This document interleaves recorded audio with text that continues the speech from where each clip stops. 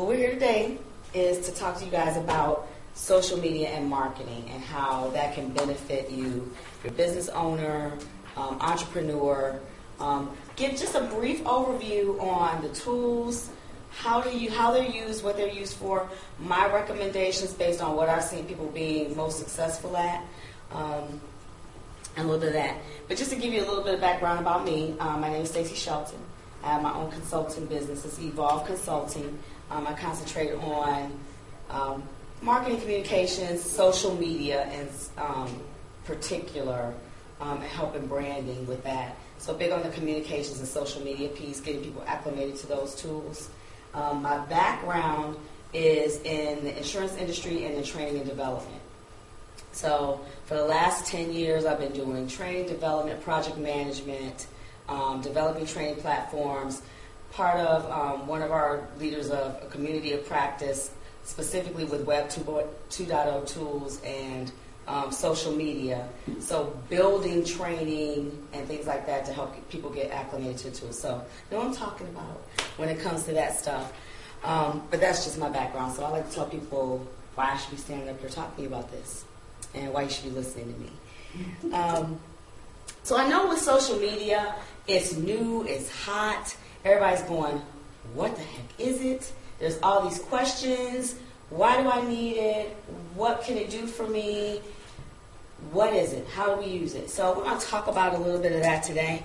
We're going to talk about what social media is. We're going to talk about the benefits of social media and social media marketing. Some people refer to that as SMO, or social media optimization, which is basically developing plans for internet marketing and how to get the word out there using the social media platforms.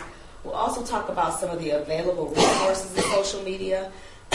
Most of the tools are free, which is an amazing thing. With this new technology and living in the age of the internet, lots of free platforms. A lot of developers are using this as a way to get exposed, to get their name out there. So all of these free tools, all this information, and it's moving so fast. Stuff is outdated within 2 weeks sometimes of when it comes out. So it's an ever-evolving industry, an ever-evolving platform. But we'll talk about some of the available resources. I'll give my recommendations on what the best sites are to use, I think, based on success stories, what I've used personally, what I've seen other business owners use successfully in terms of marketing, and then just kind of briefly tell you guys how to get started. Any questions before I get started on my spiel? Okay. Yes, go ahead, Michelle. Are we critiquing this from the perspective of I'm going to give you guys the information. I'm trying to connect us with your email. Yep. I'm going to give you guys the information, and then what I'd like you to do is I have a survey for you guys to fill out at the end, letting me know what you think about the presentation overall. If you see any gaps or things that you feel that you need, then I want your feedback. And you can give that to me directly or on the survey, like that. So I am looking for your feedback because I want to make sure that what I'm presenting is actually meeting your need. There's a ton of information. I mean, I could probably talk to you guys for a good 4 hours, but this is just a brief overview. And so we'll talk about if you want more of a consultation, how to do that. But I like your feedback because this is my intro class to people. I'm just kind of getting them acclimated. So which thing do you think was too much, not enough? So we'll talk about that. And then I'm going to give you guys a handout. There's something to take notes on. Oh, you have it.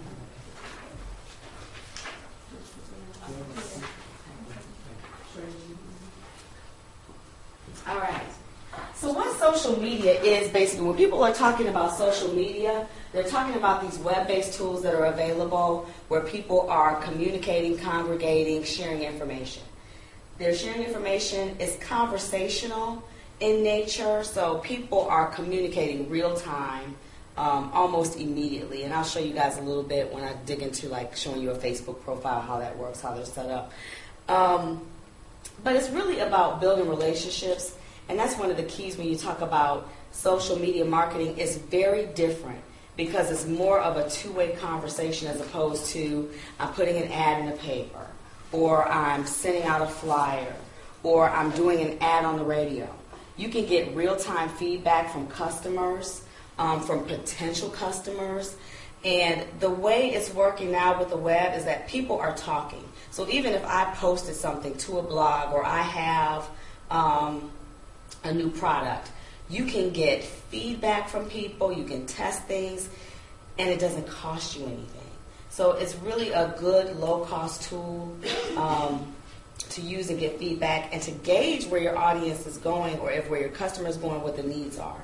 So it's very conversational. It's a lot more informal. A lot of businesses struggle with making that leap because they're used to the one-way communication. And the web and social media is very much two-way communication. So we're talking about forging communities of practice. So people congregate around common interest and common information. So, and I'll talk a little bit later when I talk about Facebook and Twitter and how they work. And I know that some of those words you're like, what the heck is she talking about? We'll talk about that. But people congregate around information. So I network and I interact with people based on my interests. So a lot of that is social media. A lot of that is marketing. A lot of it is learning. I follow up on a lot of Web 2.0 people. So I'll show you a little bit and talk a little bit about how to build a network because you want to connect with people who have something to share, but also people that you can share with. So when we talk about that communication, I like to refer to it as a worldwide cocktail party. I love social media. Those of you who know me know I love it. It's like this huge cocktail party, and I'm just working the room. I come and talk to these people, then I talk to these people, and you interact or don't interact. And you think about a cocktail party, how do you interact with people? You talk to somebody, you may overhear a conversation and think to yourself, oh, I need to connect with that person. You may hear something. So you connect with that person, you share some information, you may share some resources, you give them your information, you may move around the room. And the web and the social media platforms are very much like that. Real time, everybody congregating in one place, easy place for everybody to meet up and talk. So that's kind of what social media is. And as I said before, most of these platforms are free. So for a small business owner or an entrepreneur, they're easy access tools that don't cost anything to use. And I know I was talking to Dawn, and I talk to people about this all the time. Like I attended a teleseminar earlier this week with one of my friends that's on Twitter, and talking about PR and social media. And one of the people he interviewed was a restaurant owner in Boston who cut his marketing budget by 90%. So this is him talking. I cut my marketing budget by 90%. I started using tools like Twitter and Facebook to link out to my blog and my webpage. Got thousands of hits on his website, thousands of customers, because people travel. So even though he was interacting with people in California and Texas and Ohio, they now know about his site. And because of the relationships he built and the conversations he was having with people all over the world, when they're in his city, they look for him now. And so he saved all this money on marketing using these free tools and using that time to build relationships as opposed to taking an ad out in the paper. And I'm not saying that social media should replace conventional marketing, but I think it's a good partnership to use those tools along with. Like I talked to some business owners. If you have a local business, it's never a bad idea to have flyers to advertise. And you see Kelly with social media, with office-based coworking, he uses social media. The way I actually found this business and joined this co-op was he had an ad on Facebook. But he also interacts with the Chamber of Commerce in Akron. And he has flyers, and he took out ads in newspapers. So once he got that piece established and kind of got the foundation, he scaled back on the conventional methods, and now he's using social media to interact with his customers and build his business, and then word-of-mouth marketing and things like that. So like I said, most of those are free, and we'll talk about how to use those. But what I wanted to share with you, why social media is a good tool. And just strictly, if for no other reason, numbers only. So just taking Facebook as one example, there's over 130 million people on Facebook. So those are potential customers, potential contacts, potential people you can network with. With Twitter, we talk about, and I'll talk about what that is again later. Twitter is a microblogging platform where you just basically you're sharing headlines of information. There's over 3 million unique visitors there, and there are now sites that, because Twitter and Facebook are so huge and growing so fast and they're so popular, a lot of web developers develop tools that are married to these. And so they interact and talk with other conventional methods, and that makes it a better tool for you to leverage. And I'll tell you guys a little bit about how I use Facebook and show you talk about some of the tools that leverage that. But people on Twitter, their logo is a little bird, and so they call their interactions tweets. And as of last week, they have had 1 billion tweets or little mini conversations or communications go forth on Twitter. And there's now a developer that developed a tool. And do you guys remember the big clock that calculates the national debt? They now have a tool online that shows you how many people are tweeting real time. So it's this clock that's ticking. So it's over 1 billion people now. So all of those communications are gone forth. Those are all pieces of information, advertisements, thoughts, feelings, whatever, however people are using it, that are out there. And it's huge exposure. So I personally have friends on Facebook, people that I've interacted with on Twitter around the world. I mean, I'm networking with people in New Zealand. I had a conversation yesterday with one of my friends that I met on Twitter that we are in the same business, that she was looking for information on an article she was writing. So we're sharing information across the world. I probably would never have laid eyes on her, let alone talk to her. We're networking. She's now in my network. So we talk, we share information, and because I'm sharing information and responding to a request for help from her, I now have that relationship. So I'm building those relationships that can translate to business partners. I know that if somebody says, I need somebody in Ohio, I'm the only person she knows in Ohio. I'm her friend here. So those kind of connections are invaluable. You build that global network, and as I said, it's real time. People are on there 24 hours a day. And one of the other benefits when you're building a global network is, there's time differences. There's all of this information. When those people are your friends, all of their information gets aggregated to your space. So no matter when they posted it, whatever's going on with them, whatever information you shared, even if they posted it 10 hours ago, you can still access it when you get up, when you access the information. It's there for you. So that real-time information. And like I said, you can always build those relationships with your customers, with other professionals, with other people in your field. So that's why social media is such a powerful tool, because of the access, because of the number of people that are on it, because of the kind of information that's being shared. And it's evolved from what it started to now, and we'll talk a little bit about that as well. So these are just a few of the social media platforms that are out there. You have MySpace and Facebook, which are social networks, which are basically online communities. MySpace is the oldest one, probably the most popular one, but they have different demographics. MySpace had a younger demographic. A lot of bands use MySpace because of the functionality. MySpace has gotten a lot of bad press because they grew really fast and they kind of got out of control of some of the activity that was going on. So I don't know if you guys have heard in the media, the MySpace mom, the lady that was sending these messages to the little girl, and she ended up committing suicide. They've had some problems with people, pedophiles, interacting with kids. So a lot, they had to revamp and really change some things, but it's still the largest social network out there. It's gaining popularity and it's started to expand and being used more for businesses, but it's still more people, personal profiles, that kind of thing is really what's the majority of what's on MySpace. And then you also then have Facebook, which is the fastest growing one. It originally started for college students as a way to connect and interact, but it has expanded now that it's being used very commonly for businesses, music businesses, big businesses. I'm going to share some of the success stories that I've seen on the web as far as how Facebook is being used. Blogger is owned by Google.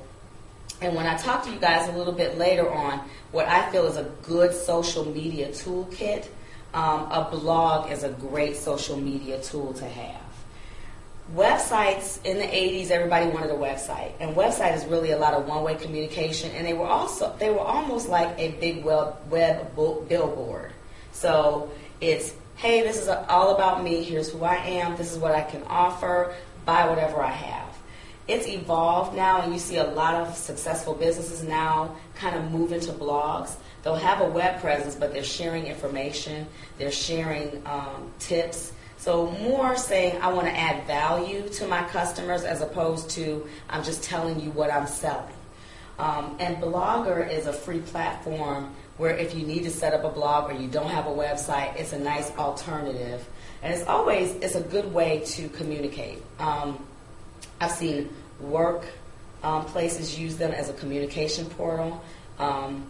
At Progressive, they had a big issue about where to have the year-end event and coordinating getting information. So they set up a blog to get feedback and to get votes and things like that. Because Blogger and some of those platforms have lots of tools already built in where you can poll people, where you can put up e-commerce there. So a lot of the tools are in-house and easily accessible, very user-friendly. And then Twitter is a microblogging platform. So you have your blogs, which is kind of like an online journal, a way to communicate. People can comment on what you post and what you say. You can ask for feedback. With Twitter, it's one-way communication, but they have functionality in there that can make it two-way. And it's a microblogging platform. You only have 140 characters to say whatever you have to say. So the challenge for the business owner and what it does for me personally is it causes me to be creative, causes me to be brief, and makes me be able to say what I have to say. You have to engage people. So it's kind of a challenge to be creative, fun, engaging, but also share that information, and you only have 140 characters to do it. So it doesn't take a lot of time. You're in, you're out. So that's the benefit of Twitter. YouTube is huge. So who has heard of YouTube? So huge video sharing. First started as people just kind of sharing videos. It's now evolved to people having their own TV show on YouTube. I can make my own TV show. And the way YouTube is set up, you can create your own channel. And so what I've seen are businesses creating a channel and talking to their customers every week, making a podcast, making a webcast. And literally, if you have a webcam, which you might be able to pick up for $20, $30, and a microphone and a laptop, you're in business on YouTube. I was laughing because one of the most popular YouTube celebrity is a kid named Fred. So if you get a chance, go Google Fred. He has the most YouTube hits ever. So he has his little comedy routine, and he's real funny. I started to put a video in here, but I didn't want to scare everybody. Because he's wild and crazy. And people go, okay, that's cool, that's fun, it's free. People look at his site, but really what can that do for me as a business? If I can tell you that I had 1 million hits to my site, what do you think advertisers and endorsement people are trying to do for him? They're offering this boy TV shows, endorsement deals. He was on YouTube like he is an international celebrity because, again, the web is worldwide. So that's a good tool if you have a business doing a webcast or doing some sort of infomercial. I've seen people that do weekly or monthly or bi-weekly video blogs to talk to their customers about what's going on in the business, maybe what trends are in the industry, what new things I'm doing, or they may use it to give a class. So I've seen people put classes up on YouTube. And it's free, but when you're putting that free content out there, again, you're building those relationships. So that's the benefit of YouTube. And then one of my favorite tools is TinyURL or a URL shrinker, which when you're talking about these microblogging platforms where you only have 140 characters to work with, sometimes you're sharing links to websites, to blog articles. Some of those links or web addresses can be up to 60 characters long depending on how they're set up, how they're formatted. Well, if I only have 140 characters to work with and I'm using 60 on a web address, how much time do I have to promote whatever I have to say or explain what I have to say? And so you have URL shrinkers that'll make those about 10 characters, which makes it easy to do links. So I'll talk about those a little bit more. But here are some of the things that I was excited about in social media, and I like to share with businesses, is the success stories. Because at the end of the day, you guys want to know why you should be using social media and how it can benefit you as a business.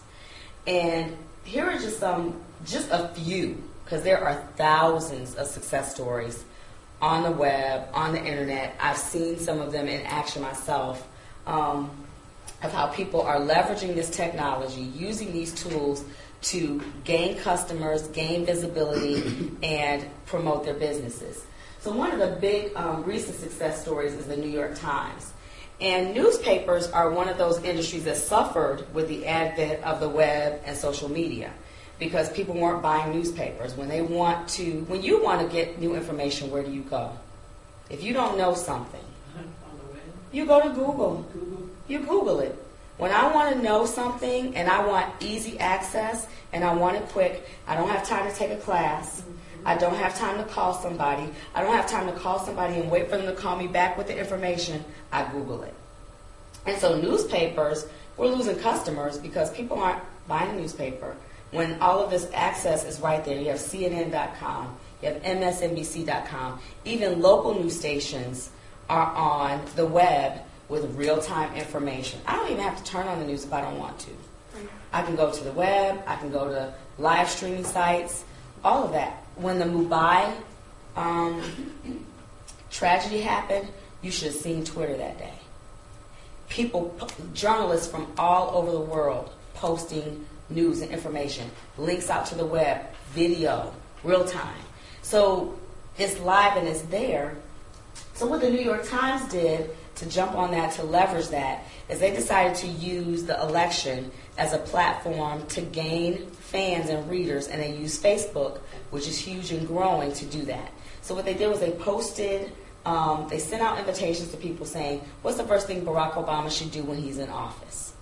And through that, and in order to access that information and to answer and to interact, you had to become a fan.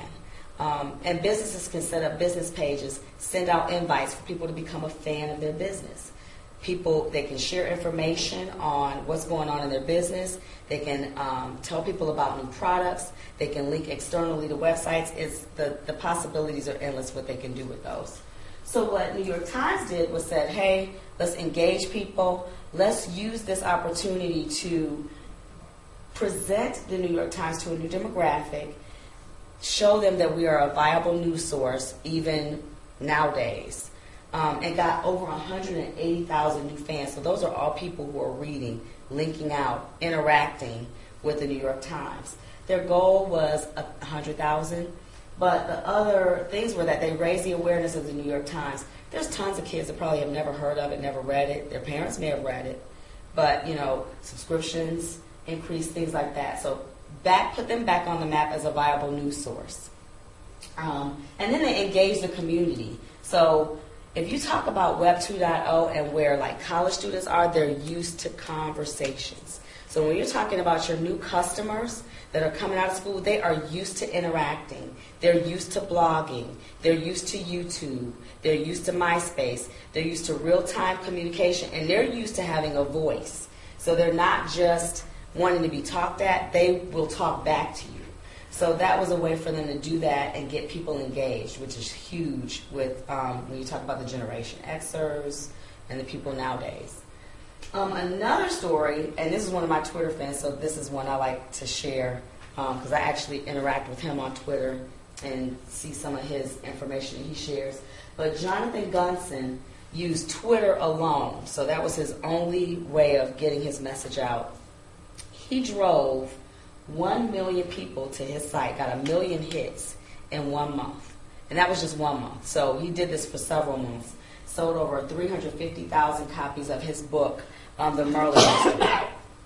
And it was a very unique and creative marketing plan. He wrote a book where the book was a riddle, so to speak. I'm just kind of paraphrasing. And what it was, hey, you buy this book, you solve this riddle, At the end, if you solve the riddle, there's a pot of gold. Well, the way the pot of gold got financed was every book sale, a portion of the sale went to finance the pot of gold. It spread like wildfire. He sold over 350,000 copies. Like I was saying, if you sold them for $2 a copy, do the math. Do the math. And you know he sold them for more than that. So at the end of that, he raised $147,000 for the pot. Long story short, nobody solved the mystery. The answer ended up being a picture that was like a pictogram, something crazy. He auctioned the actual wand that had to do with this mystery and raised money that way, and then ended up giving the money to charity. But look at the income he got. You know, if he was selling that book for $5, for $2, whatever he was selling it for, 350,000 copies, and the only thing he did to market that book was put it out on Twitter. And then Twitter and the social media is so viral in nature. When people see things that they like, that are interesting, they share them. And so that's where that sharing information comes into practice. And you don't have to do much. And I personally use a tracking system, so when I put links out on the web, I can track them and see how many people looked at them, so how many hits I get, and where people are looking at them. I've posted things about other friends' businesses. Hey, check out this new tool. I found one girl that does word canvases, really pretty. Posted it on Facebook, posted it on Twitter. Within 15 seconds, I counted from when I posted it and went back in and checked on it. She had already had 10 people went to her site. That's just with me just playing around saying, hey, this is really cool. You should check her out. I really like this. Nothing major, not really even spending any time to really develop a marketing plan, help her market it. Just one posting got her that kind of traffic with no effort. So that's the power of that social media marketing. I have two more to share. Mo Aurora, who is a music guy out of Quebec, deals with rap artists. He's dealt with Jay-Z, some of the bigger rap artists, but he works with record labels, does promotions, and he helps get these artists on the map. So he's another person that used Twitter alone to create buzz, and this was like a week or two ago, because I kind of try to keep them recent. The stories keep coming, so it's not hard to find. But what he did was sent out a message on Twitter and said, hey, you need to check out this new song by Lil Wayne. I don't know if anybody's heard of Lil Wayne. And in less than 48 hours, got 14,000 downloads. Now, again, those downloads were free, but that's publicity for that artist. It's also created buzz that if they like the song, because, you know, when they put out a song, they put out the hot song. So that's people waiting to buy the CD, plus that's people gaining credibility for him. If he can boast that he's getting 14,000 hits and 14,000 downloads in less than 48 hours, those are advertisers again wanting to court him. Gives him credibility. He got interviews. I saw interviews with him all over the web. So people are paying him for interviews, things like that. So that's the value of that. And then this last one is my favorite one. I told Dawn about this one. And it's my favorite one because I actually participated. Because it was an awesome, awesome idea. And just to watch it unfold was just amazing. So it was an initiative called Tweets Giving. A lady out of Florida named Stacy Monk has a nonprofit organization called Epic Change. She does a global outreach, a lot of it in Africa. And so she had an idea that she wanted to build a classroom in Tanzania. And, okay, how can I raise this money? Not a lot of people had heard of her organization. Some people had heard of it. But she's developed friendships with some PR people, with some web developers on Twitter. Interacted with these people, said, hey, this is what I'm trying to do. Will you help me? Yes, we will. So about a week before Thanksgiving, she decides I'm going to put up a website. She used free tools. She used Twitter and another tool called Chip In that allows you to take donations that gets filtered through PayPal. And what she did was put up a website and then just using Twitter, put out, hey, help me build this classroom in Tanzania. Few key people, and there were probably about 4 or 5 big people, helped her by sharing that. Now, how Twitter works is you have people that follow you. And so some people have 16,000 followers. Some people have 100. Some people have 500. Well, however many people are following you, when you update, That's how many people see what you're posting. So people look at the link, they go, "Oh, I like this." Then they pass it on or they retweet it. It went all over the web. And then because some people who are on Facebook or on Twitter are also on Facebook, MySpace, other platforms have blogs, people were talking about this. So her goal was, she started the initiative on noon, November 25th. Her goal was to raise $10,000 by noon on Thanksgiving. So I'm watching, I donated, I'm posting messages, I put stuff on Facebook, I put stuff on Twitter, I put stuff, wherever. It's fun. And then it's exciting to watch because you're watching this grow. So people are like, it's like a crazy web show. You go to the website, you see, oh, it's inching up. She's at $7,000. Oh my gosh, she's going to make it. So by 9:30-ish, Thanksgiving morning, she had already met her goal.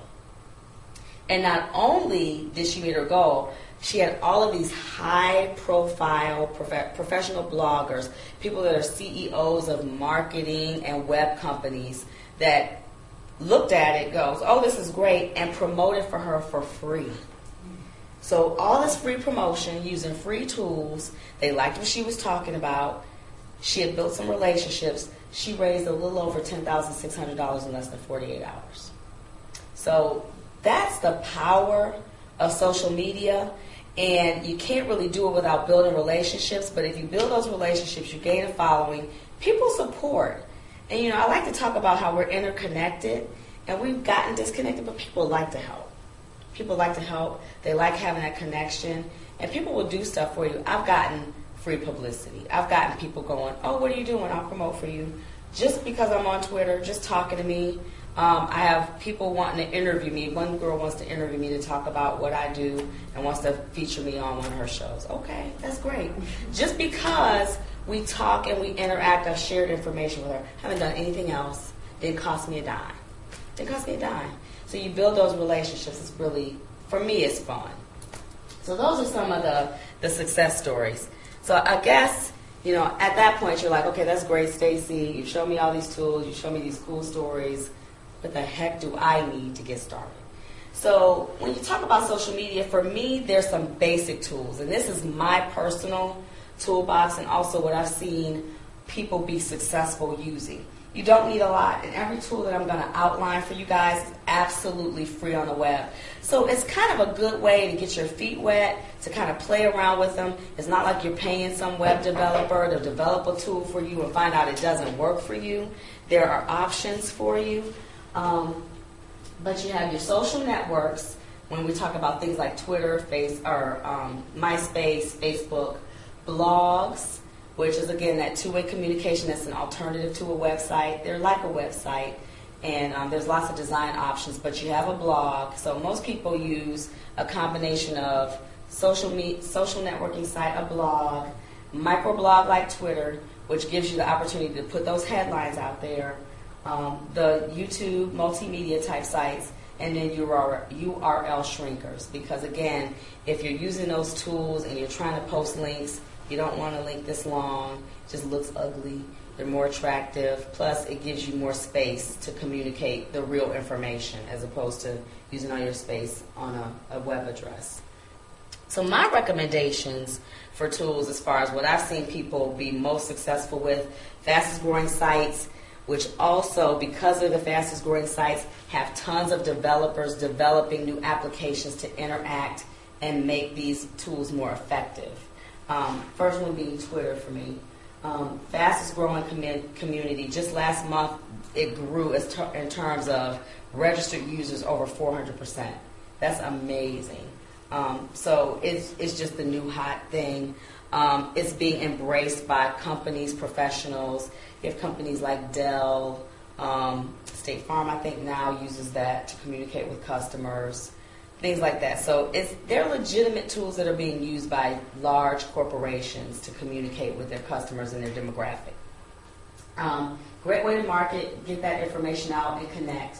Way to global networking, and like I said, those new tools, because it's a really popular platform. Developers that are trying to get noticed and expand their businesses are building tools to work with Twitter. So every day there's new tools that help you track things, communicate things, search things. When Twitter first started, you couldn't really search.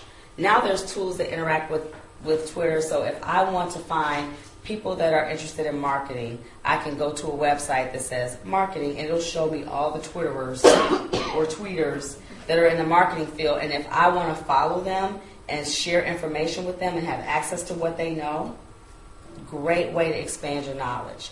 So I'm interacting with people on Twitter that have spent years in marketing. They're sharing this information. They're sharing articles.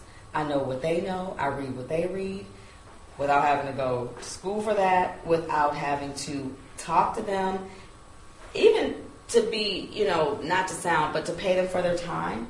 These people are sharing information, and they're building relationships. It gets them business contacts. It gets them leads, but they're also helping that community. So there's a big sense of community on Twitter and also on Facebook. Over 130 million users and growing, thousands of business applications. I really like Facebook because you can import your blogs into Facebook, which if you have people that use Facebook but don't use another platform, if they're there and they don't really like to go out and read blogs. So some people, it's a lot to manage. I don't have time to read 15 blogs a day. I would do nothing else. But I can subscribe to different blogs and have applications within Facebook that will bring them to my Facebook page, so I never have to go anywhere else. I write articles, and one of the companies I use is called Tryon, and they pay me for articles that I write. So I write articles, they farm them out to websites, and they pay me. Well, that interfaces with Facebook too. I can go in and see how much my articles have made, what people are, how many people have looked at it, how many hits, things like that. So all of these business applications that interact with Facebook.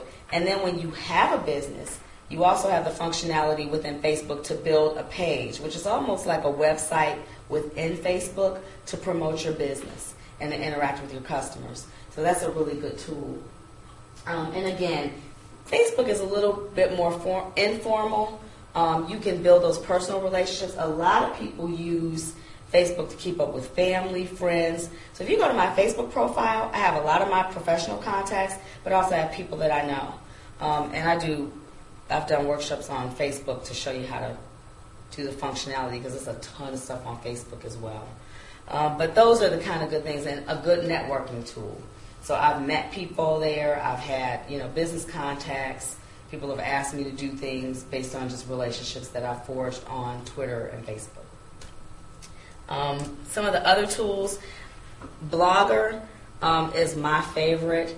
Blogger and WordPress are probably the two largest free blogging, most popular blogging platforms. So you can go on the Blogger, you can go on the WordPress, you can create your own blog, you can name it whatever you want, provided the name hasn't already been taken by somebody. And again, set up that blog immediately and start having that two-way conversation. The way I use my blog is I post social media articles. I post links to things that I find interesting. If I see interesting articles, I'm going to be interviewing one of the web developers that worked on Tweets Giving. Talked to him on Twitter. Said, I like what you did. I want to talk to you. Do you have time to do an interview with me? He was like, absolutely. So we're going to hook up after Christmas. So that's how I use mine to advertise my workshops, things like that. And Blogger, the reason I like Blogger over WordPress is that Blogger allows you to do a lot more. So if you have e-commerce and you interact with sites like PayPal, you can import those into Blogger easily. WordPress has some limitations that they don't like you to put a lot of code on their sites, so you can't use them. But a blog really is helpful for people like you, Tracy, who do public speaking and who write articles, to get what you do out there and help establish you as a resource and an expert. So if you share information, and no matter what information you have to share, if you have information about your business, what you do, and you're talking about that, and you're interacting with your customers, and you're sending information, you establish yourself as a resource. And it's a good way for people to say, okay, I like the information they're sharing. Of course, you need to make sure that your content is relevant and helpful. But it's a great tool to do that. And then it's a good way to sell your products and services. And then it's a good way to interact with your customers. So I've seen people, before they write an article, get feedback from people on a blog. I'm writing an article on Twitter. Tell me the best ways you've used that. You can import polls into blogs, like all of these web tools that are functional with blogs. So I really like blogs as a way, and Blogger is my preferred platform to do that. Like I said, I love YouTube because if you want to be out there and have your face out there, let people get to see you, get to know you, that's a great tool. They get over 1 million hits daily. So if you're good at promoting, I've seen people promote their content from YouTube, on Twitter, on Facebook. YouTube works with Facebook, so I can link a YouTube video and it will play within Facebook. So again, people that are on Facebook never have to leave Facebook to get whatever content. So if you build a network there and share content there, everything's right there for people. Again, helps you establish as a resource, sell those products and services. We were laughing because Tracy, we saw a girl that has her own show on Facebook. She sells wigs and does cooking and whatever. And she has, how many hits, Tracy, was she getting? Over 8,000 subscribers. And then she has ads, and she, that they sell in her bedroom, in her living room. And she is a celebrity. She is a celebrity. She's making money saying, look at this wig. Isn't this cute? And you're going, what? I can do this. You can do this. Because, and especially YouTube is owned by Google. Google also has some other platforms like affiliate marketing, where called AdSense, where if she's talking about a certain thing and how, depending on what tags she puts, so let's say her tags are wigs or fashion, it will scroll advertising for those things. If people click on things and buy things based on that interaction from her site, she gets money for nothing. Passive income. Passive income. So really fun, interesting, but it's like a train wreck. You're watching going, she is making 8,000 people tuning in, and literally one day she was like, step by step. So here's how you fix this wig, and we're going, really? I can do this. You can do this. But again, great exposure, 8,000 hits. I don't have my stats on Fred, but I know, and I was watching YouTube Live because that was their first live telecast, and they had everybody that was a YouTube celebrity on there. They even showed people who had been on YouTube, made their own channel, singers who got record deals. The exposure factor is huge. So if you're good at marketing yourself, getting the word out there, all it takes is for somebody to see something, see a link, like it, know somebody. And with Twitter and Facebook now, you have access to people that you wouldn't have access to globally. I've befriended people that are huge marketing moguls, wouldn't know me from a can of paint. Now see what I say, what I link, what I share, have interacted with me, who have had conversations with me. If I go now to where they are, they've built a relationship with me. I'm not a stranger.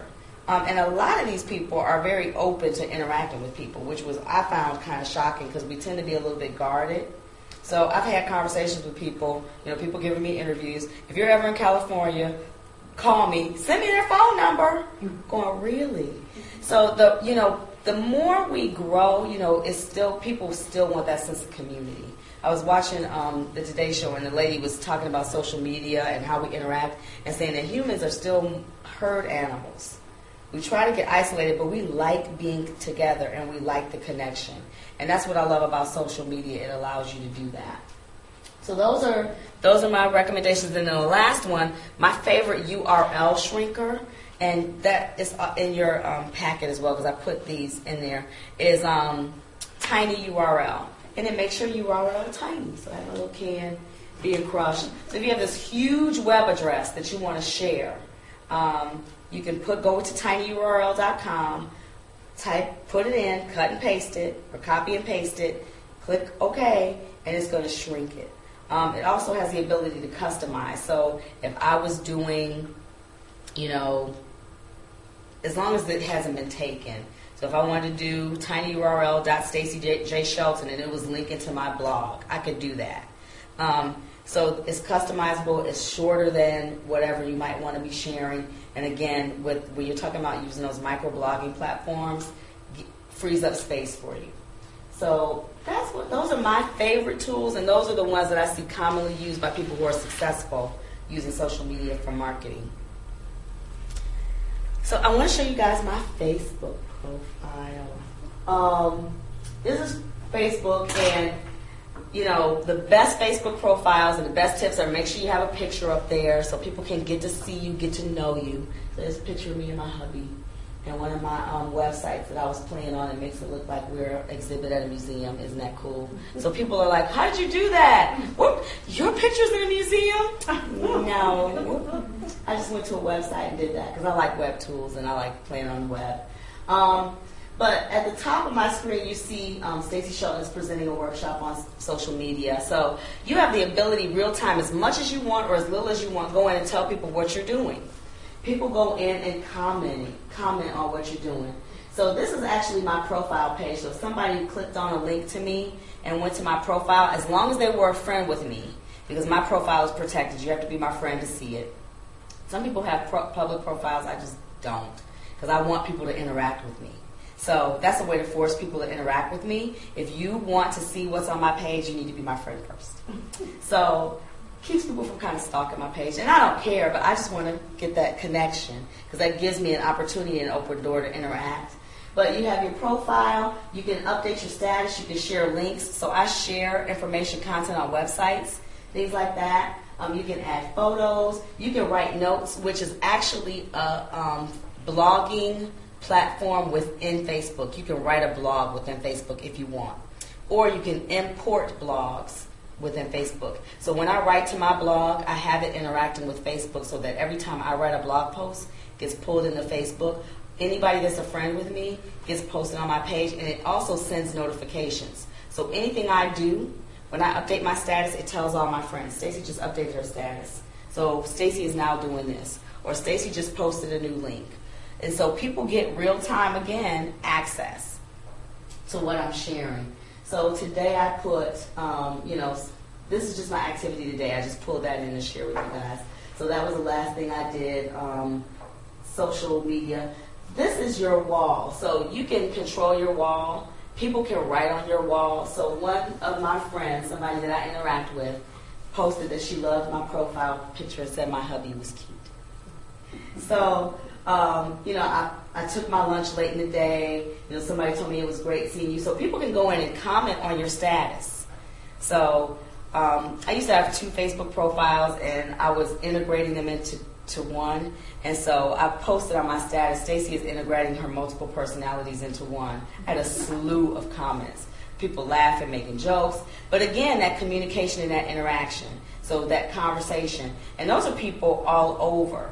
So those are some of my friends, people from Phoenix, people from Tampa, people from London that I know are all commenting and interacting with me. Those are friends that I don't get to talk to, don't get to see. I don't have time to talk to them on the phone sometimes, but we're all interacting on that community.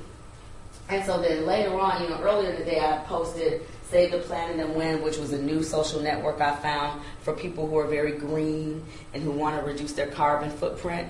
So all of those possibilities are endless. That could have easily been me posting a link to this event, or me posting a link to, hey, I have a new product, or a link to promote one of your products. Because if Dawn knows, I promote people all the time. So I like promoting. I like social media. I like sharing. I like helping. I found an interesting article today about how social media can affect people negatively, of a young lady who was a student teacher getting her degree in education and lost her degree, did not get her degree because of some of her activity on MySpace. So I do a workshop on presenting yourself in social media, because it's how you present yourself and your brand and what you say and how you say it and how you post. I changed my status, but one of my things I like to tell students and trainees that I meet and people that I coach is it's not just what you say, it's how you say it, where you say it, you know, not just what you say and how you say it, but how, when, and where you say it as well. So what this young lady had done was she was a student teacher. I guess there had been some issues with questions about her professionalism, but what she did was posted pictures of her drinking and had a note with some negative comments about a professor. They saw it on MySpace. They pulled her student teaching, cost her education degree. She wasn't able to get her degree in education. She had enough credits. Because it was too late for her to get her student teaching done, she ended up having to get a degree in English. That's horrible. So your activity can cost you as well as benefit you. Went all the way to the Supreme Court. I can't remember what state, because she was using a platform of free speech. And they said your free speech only, matters of consequence. Doesn't count against you making personal statements or derogatory statements against people. So social media is changing, even legally, the landscape. So you do have to be careful with it. But that's just my page. I have 372 friends to date, and I was saying 27 of those friends I made today. People just requesting friendships. I did an experiment just to see, with Twitter, and I'll show you my Twitter page next. Just saying, hey, I'm on Facebook. If any of you guys are on Facebook, I'd love to network you there. And it's like friend request, friend request, friend request, friend request. Oh, great. So I just, built my network. So no matter what social media platform I'm working on, people now get to see what I'm doing there. So, and these are people that are local and global. So I have my local network, and again, all of us are in that same space. So that's just a brief overview of what it looks like. And with Facebook, everybody's page looks that way. The way you make it your own is with, maybe my little quote. Like I have my quote from Mr. McGorium's Wonder Emporium. He says, your life is an occasion, rise to it. Or what pictures you post. But again, Facebook lets your friends know what you're doing. So it's like having you right there. Stacy is doing this, Stacy is doing that, or Stacy posted this information. So again, that real-time conversation. And then this is Twitter. And so most of the questions I get from people are around Twitter because they're like, I don't get it. It's a microblogging platform, and it's a little bit hard to see, but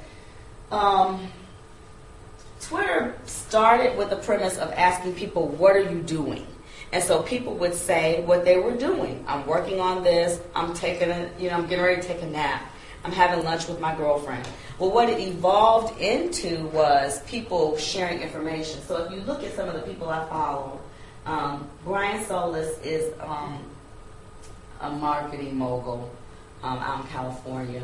And he's real good about saving information. So Save the Planet and Win, he shared that as well today, that social network. And so, again, you see with Twitter, they're doing headlines. So people link out and look at things based on how engaging, how interesting your tweets are. They call them tweets. So he put, a new social network hoping to make the world a little greener. Well, that's interesting. So, people go out and look at it and say, okay. This is basically what people say. People communicate with each other on Twitter. So when you see these little tags where somebody says @ and a name, that's them having a conversation within Twitter with somebody else. So they're saying, he was telling that person, thanks, I'll check it out. That shows up on their Twitter page. And these people are people from all over the world. I talk to him a lot. I'm just creative. He's a web designer. What were you going to say? I was going to say they wasted no time putting O.J. Simpson. Oh, yeah. Real-time news. Real-time news. So, like we talk about, when the Mumbai thing happened, people were posting. When people hear stuff, they share it immediately. Now, I didn't watch the news today. I found out about the O.J. thing going to my Twitter page. That's where I found that out today.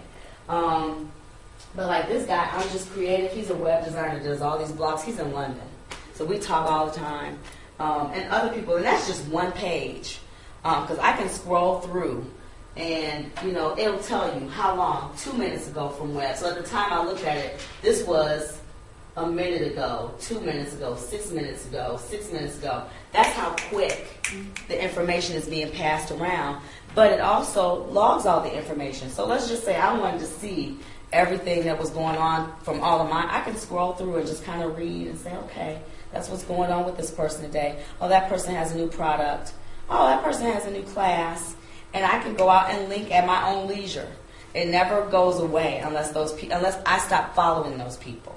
If I stop following them, their stuff gets pulled off of my page and it's no longer there for me. But anybody that I'm following shows up there.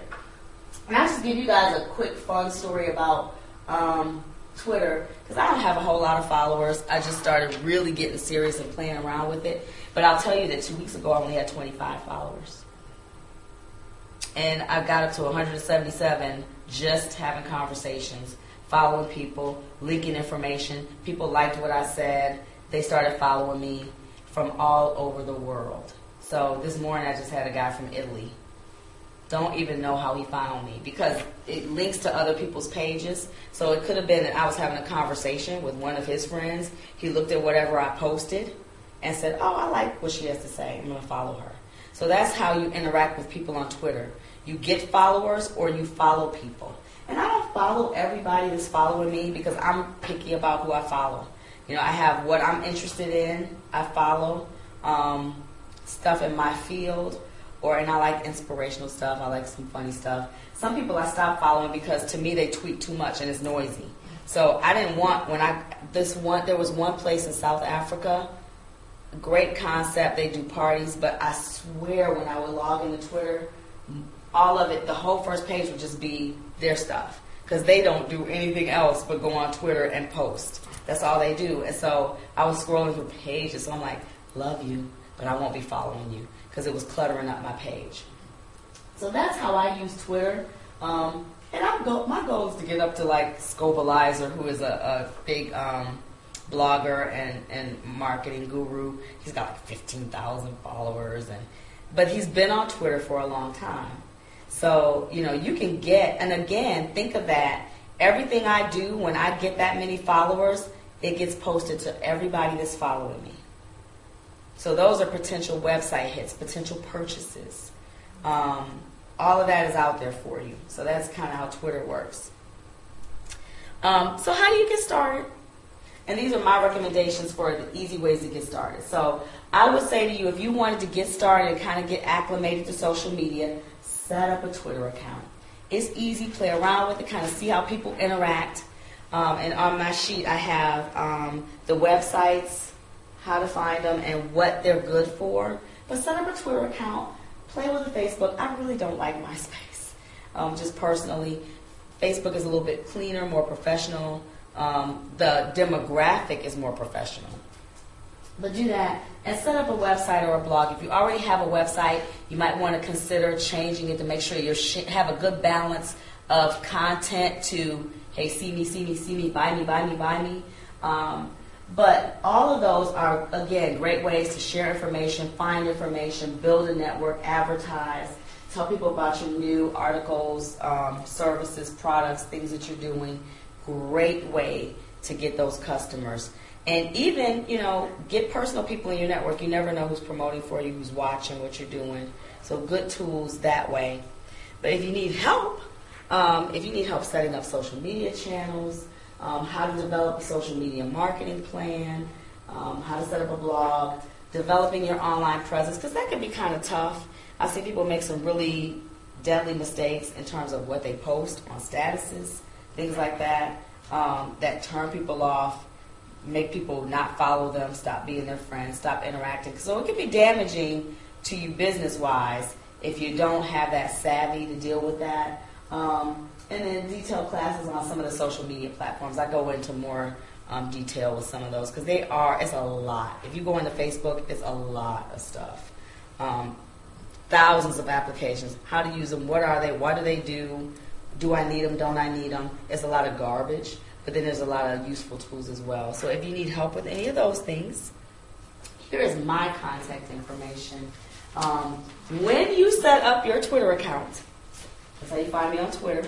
So it's just www.twitter.com, Stacey J. Shelton. One of my ways that I built my brand was just using my name everywhere, because I want my name to be known as synonymous. So if somebody says Stacey J. Shelton, they know I'm a social media and communications and marketing person. All my bios are the same on the different web platforms, things like that. When and if you get to Facebook, I'm going to say when, not if, but when you get to Facebook, I want to see all of you guys be my friend, and that's my Facebook profile information. So my phone number's on there, website, if you need help with any of those things. So do workshops. I also do consulting to help people set up those tools, develop a marketing strategy. This is just an overview to help you get started. And if you guys signed in on the sheet and you gave me your email address, I can email you my information as well. So I'll be sure to follow up with everybody. And then, yes? How long do you think it would take to set you up so that you could start doing this, on Twitter, on Facebook, etc.? The actual setting up of the platforms is not that long. Twitter or Facebook probably takes a little bit longer because you have to fill out your profile. There's a lot of pages on, what your interests are, filling in all your information.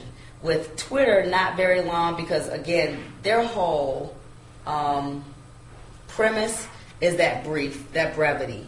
So they just ask you a few questions. What's your profile ID going to be? They give you a brief bio that's just a little teeny bit longer than 140 characters, where you're from, a link to whatever website, and then you just go. So Twitter's probably the quickest. Facebook a little bit longer, I would say, for Twitter, maybe a half hour, if that. Facebook profile to set it up, if you're going to add photos and fill out all of that, maybe 30 minutes to an hour as far as actually setting up the page, just getting it up. I will say that if you're not comfortable with the tools, which is why, I offer that, you have to play around with, play with the functionality. That takes maybe a little bit longer. You might have to play with it for a little bit to get comfortable. Like any new tool. But there's also resources like a Twitter handbook. Facebook has a lot of help within Facebook to say, okay, how do I do this? So you use their search, and it'll tell you how to do X, Y, Z. And so initially, let's say that we initially set up an account on Facebook and we have a product that we want to market. Mm-hmm. How are we driving initially people to, all of a sudden, people aren't going to start following Bill Shear, You have to ask, so when you set up a Facebook profile, Facebook gives you the option to import all of your contacts into Facebook and invite them. My suggestion to people is always have a conversation, send an email out, say, hey, this is something I'm going to be using in my business. I would like you to connect with me there. And you'd be surprised. Like I said, there's already 130 million people on Facebook. So if you connected with me, I know 300. If I became a fan of your page, everybody sees that. Do you know how many people? Let's just use Shear's potato chips for an example. How many people love those and would immediately be fans? Yes, my husband's raising his hand. So when you have a new product, that immediately goes to that. And I don't want to, I might be able to establish 7 new distributors. You could. I think you've already built celebrity.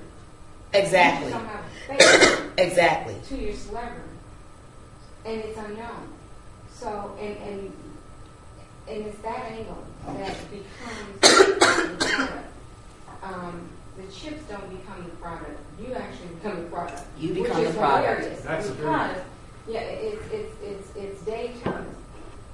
Right. The product. Wendy's. Right. He became a product. You could become the product. Which is You much do. more valuable. Donald Trump made way more money on the fringes than whoever makes something do. Amen. Because it has the ability. It has. It humanizes you. It gives you a connection. It multiplies you in a way. There's a lot of people who can watch the apprentice, but not too many people can buy a Donald Trump building. Right. So it's like, but you have the advantage of having something people can afford, the chips. But what's even funnier is that you can sell stuff Absolutely. It's like, you know, I'm like, T-shirts. I'm like I don't want to be throwing a job in a bag of chips or something like a really awful thing. I'm like, go to the site, somebody open up a chip and there's some money in it. Shit, money in the chip. Right. I send folks to the stores. It's like the Willy Wonka bars. The golden ticket. Yeah, right. Or the golden chip. That's amazing you mentioned that, because you can almost package something inside a bag of shears. You can create and market anything. those specific bags to the audiences of so and so. I have a friend on Twitter and on Facebook who has a startup company called Tatango. We actually talk probably at least once a week because he is very good about saying, he just gave away an iPod on his site. Okay, so you're talking about what, $120 investment. The one that he gave away didn't even cost him anything because Key Bank was running a promotion where if you open an account, you get a free iPod. He decided that he wanted to get some business advice because he was developing a business plan. He put up on his blog, I'm giving away an iPod to the person who gives me the best business advice. He had people, I'm talking about giving phenomenal business advice for free for an iPod that cost $140. So if you got to use that creativity. And like Michelle was saying, if you have something creative, and again, he's gone out and asked people, hey, I'm looking for a good way to promote. What do you suggest? People like to talk, share, and help. So they're giving you free advice. So he's gotten all of these ideas for free. I've seen people tell him, oh, do a blog contest, do this, do that. If he implemented all of those ideas, people are going to jump on because guess what? They're real people saying, I like this. Other people like it as well.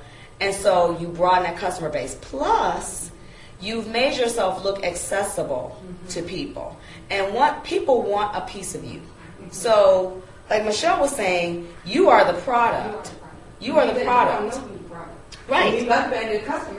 People want to know who's behind whatever it is, and they like seeing it. Wow, that's a real person. It's a real person. They just posted that, they were having lunch with their granddaughter. I mean, the amazing thing is the way that you can make that connection.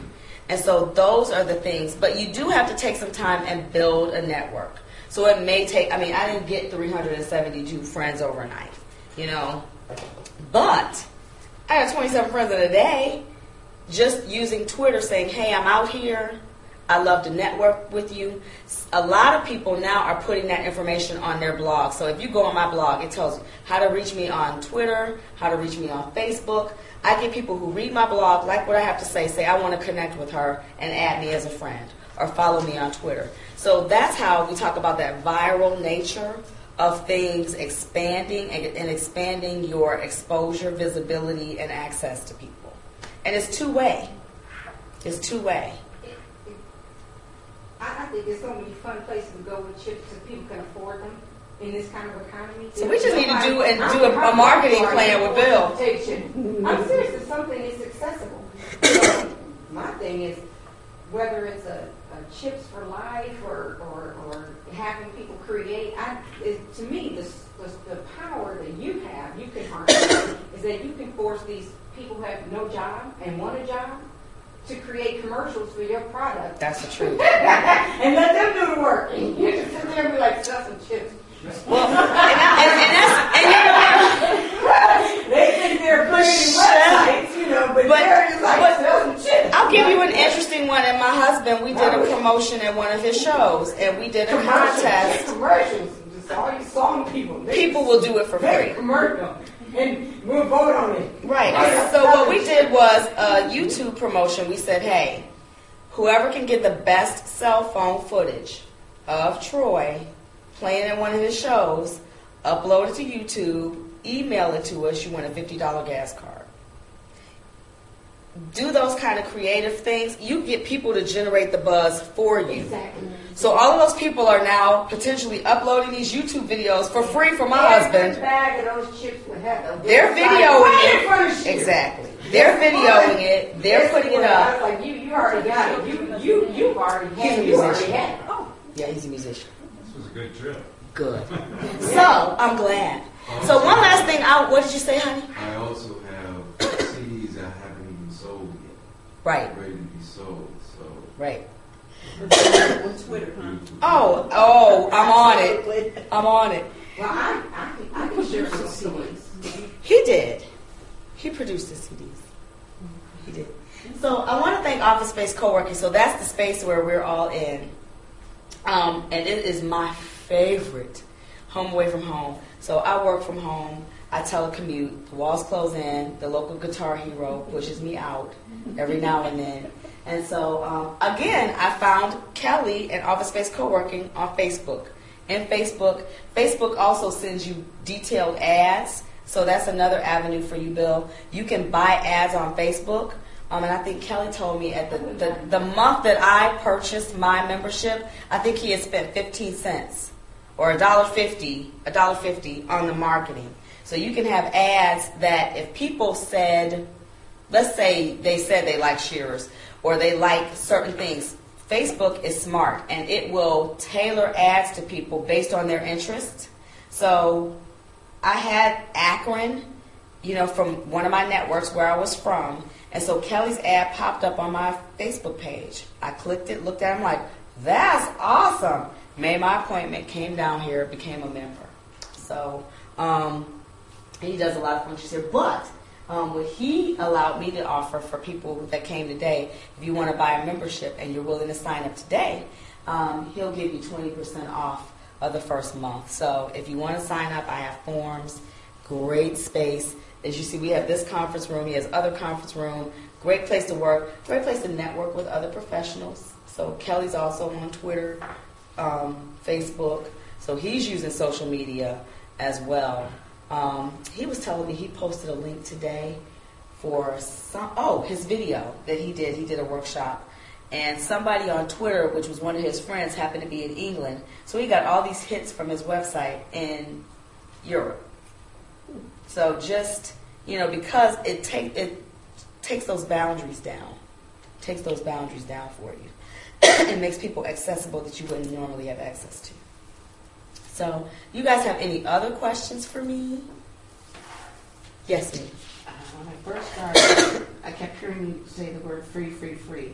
Yes. Now I know as a business person, somebody's got to pay for it. Mm-hmm. So, my question was, how do you convert the hits into cash? You kind of answered that a little bit. Yeah. Can you connect that with an eBay type of thing? For example, if you're going to have an informational business plan, but you want to sell your book, absolutely, you could do that. But the bottom line is, is it the pop-ups that are the downside? Somebody has to pay for this. No, because if you go to Facebook, they don't have a lot of pop-ups. What Facebook is, and that's why I like Facebook, they don't have the pop-ups. They have the ads that are already housed in Facebook. You look at them or you don't look at them. Things catch your eye. So Facebook has done a lot of work to make that streamlined process for you. It's not like MySpace where you see a lot of banners, things like that. With blogs and things like that, it's most of them, the big bloggers that have big sites, people buy advertising space on their sites. But Facebook, because they have all of these things, they have people trying to buy them. They have advertising paying them. Right. So that's how they make money. Facebook is the customer. Oh, it is. Like you won't make any money. Facebook makes the money. Right. Will you make your money if you can buy ads on Facebook? Like I said, Facebook has. You become a Facebook customer. You can. That's okay, but it's beneficial. And I'm not gonna say it's not beneficial because Kelly made money off of me spending $1.50. So what if he's a Facebook customer? He paid $1.50 and got a monthly membership from somebody, and not only me. So yes, I'm not here to say that Facebook is not going to make money. Bottom line, I don't care if they make money. It can make you money. So you have to use it. So my thing is, there's tons of businesses on there who are doing ads, doing that kind of stuff. They're in business to make money. That's crazy. They're not out there for free. But because of the power of the number of people are on there, people are paying them to be on their site and buy that space. When you get those kind of hits, people buy space, or you get interviews, or you get speaking deals. So you have to leverage that however you're going to leverage it. There's no one way to leverage it. I've seen people get interviews. I've seen people get business contacts. I've seen people get clients. I've gotten clients. So that's the power of social media. I'm not saying it's a magic wand. You have to work your hand. Yeah. I mean, it's like anything else. You have to work your hand. I can have all those people and just be sitting up there chatting for fun and never leverage that. But I can also reach out and say, hey, I'd like to connect to you. I'd like to collaborate with you. When you make those connections, people are open. And you'll find they're more open than you think. They're more open than you think.